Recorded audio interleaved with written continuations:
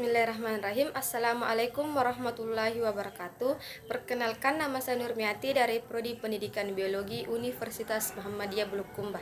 Baik, tujuan dibuatnya video ini untuk memenuhi tugas Al-Islam Kemuhammadiyaan, di mana pada kesempatan ini saya akan membawakan 4 materi. Yang pertama itu Al-Quran sebagai sumber ilmu, yang kedua Al-Quran sebagai agen perubahan, yang ketiga paradigma pendidikan dalam Al-Quran, yang keempat masalah 5 menurut manhaj. Yang pertama, Al-Quran sebagai sumber ilmu. Al-Quran merupakan sumber ilmu pengetahuan dalam ajaran Islam yang mengajarkan manusia untuk berpikir kritis dan mengambil hikmah dari ciptaan Allah Subhanahu wa Ta'ala. Al-Quran juga menginspirasi perkembangan ilmu pengetahuan dan mengajarkan tanggung jawab manusia sebagai penerima amanah ilmu. Al-Quran sebagai sumber ilmu pengetahuan dapat dibuktikan dengan adanya hubungan antara Al-Quran dengan sains dan ilmu pengetahuan. Al-Quran juga mendorong manusia untuk mengembangkan kemampuan berpikir dan tanggung jawabnya dalam menggunakan ilmu. Berikut adalah beberapa bukti Al-Quran sebagai sumber ilmu pengetahuan. Yang pertama, Al-Quran menjelaskan tentang tata surya seperti peredaran matahari dan planet-planet. Yang kedua, Al-Quran menjelaskan tentang proses penciptaan manusia seperti dari sperma yang berkembang menjadi zigot, embrio, dan fetus. Yang ketiga, Al-Quran menjelaskan tentang fungsi gunung sebagai penyimbang bumi dari goncangan. Yang keempat, Al-Quran memuat ayat-ayat yang menjelaskan tentang hubungan makna antar kata-kata tertentu. Guru sebagai agen perubahan. Guru memiliki peran sebagai agen perubahan. Mereka bukan hanya mengajar, tetapi juga membentuk karakter dan agen perubahan di masyarakat. Terdapat beberapa materi yang dapat dikaji terkait perubahan guru sebagai agen perubahan. Yang pertama, peran guru dalam membangun generasi masa depan. Pengembangan karakter. Guru berperan penting dalam membangun karakter anak didik, menanamkan nilai-nilai moral, etika, dan spiritualitas yang baik. Pengembangan keterampilan. Guru mengembangkan keterampilan berpikir kritis, kreatif, dan problem solving untuk anak didik mereka siap menghadapi tantangan di masa depan. Yang kedua, peran guru dalam mendorong inovasi dan kreativitas. Menerapkan metode pembelajaran yang inovatif. Guru senantiasa mencari dan menerapkan metode pembelajaran yang inovatif untuk meningkatkan minat belajar anak didik. Guru mendorong dan memfasilitasi anak didik untuk mengembangkan kreativitas dan ide-ide baru dalam berbagai bidang. Menjadi role model. Guru menjadi role model bagi anak didik untuk menunjukkan sikap kreatif, inovatif, dan selalu ingin belajar. Yang ketiga, tantangan dan peluang guru sebagai agen perubahan. Perkembangan teknologi. Guru harus mampu memanfaatkan teknologi informasi dan komunikasi untuk meningkatkan kualitas pembelajaran. Perubahan pola pikir guru perlu untuk meningkatkan pengetahuan dan keterampilan agar dapat menghadapi perubahan zaman. Yang keempat, peran guru dalam menghadapi tantangan global. Globalisasi di era digital. Guru harus mampu mempersiapkan anak didik untuk menghadapi era globalisasi dan digital. Kemajuan ilmu pengetahuan dan teknologi. Guru harus belajar dan beradaptasi dengan perkembangan ilmu pengetahuan dan teknologi. Tantangan lingkungan.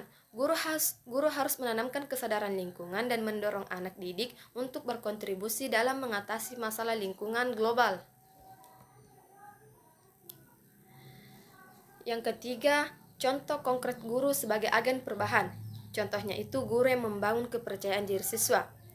Contohnya, seorang guru SD di daerah terpencil dengan keterbatasan fasilitas mengadakan program Si Pintar Cilik untuk meningkatkan kepercayaan diri siswa yang kurang percaya diri. Ia memberikan pelatihan public speaking, seni, dan olahraga, serta memberikan kesempatan kepada siswa untuk tampil di depan kelas. Nah, ini memiliki dampak siswa menjadi lebih percaya diri, berani berbicara di depan umum, dan meraih prestasi di bidang yang mereka minati. Materi yang ketiga yaitu paradigma pendidikan dalam Al-Quran. Paradigma pendidikan dalam Al-Quran berfokus pada pendidikan manusia seutuhnya, baik secara spiritual, intelektual, moral, dan sosial. Berikut beberapa prinsip utama paradigma pendidikan dalam Al-Quran. Yang pertama, tauhid sebagai landasan utama. Yang kedua, pengembangan potensi manusia secara holistik.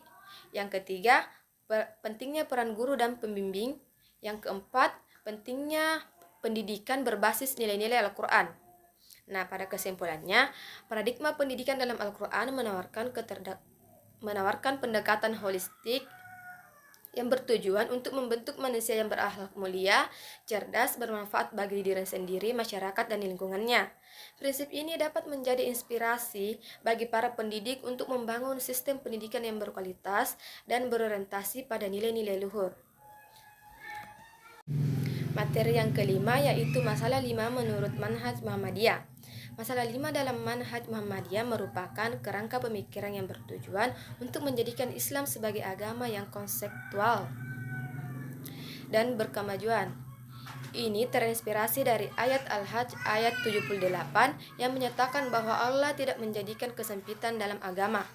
5 pokok masalah ini adalah al-din atau agama, al-dunya atau dunia, al-ibadah atau ibadah, sabilillah atau jalan Allah, dan yang kelima al-qiyas atau ittihad. Masalah 5 ini muncul dari realitas Islam seringkali belum mampu menjadikan Islam sebagai agama yang relevan dengan perkembangan zaman. Muhammadiyah ingin menjadikan pesan Al-Quran dan hadis membumi sehingga Islam dapat bersinar cerah dalam kehidupan modern. Contohnya, dalam bidang kesehatan, apakah ilmu kesehatan termasuk urusan dunia atau agama?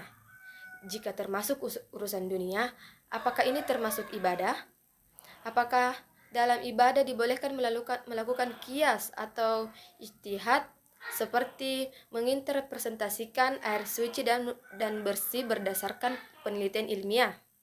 Manhaj Tarjih Muhammadiyah sebagai metodologi yang digunakan dalam merespon realitas sosial dan kemanusiaan menjadikan kerangka kerja untuk menjawab pertanyaan-pertanyaan tersebut. Manhaj Tarjih menekankan pada pendekatan burhani, yaitu menggunakan logika dan akal sehat dalam memahami dan menerapkan ajaran Islam.